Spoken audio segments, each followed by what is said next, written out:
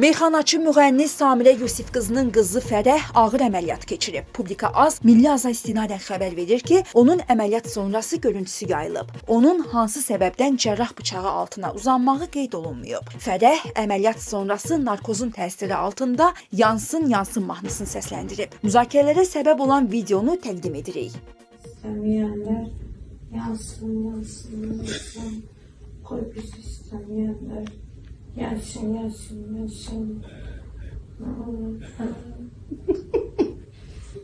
Yemirsən? Oyna. Nə çəkirsən? Hə? Hə. Yalancı. Yansın. Oyna. Yansın. Yansın. Deləlim.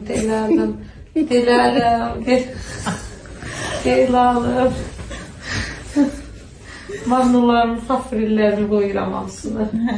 Bir. Mən oxuyum ki, burada qoham oynasın medsestralar.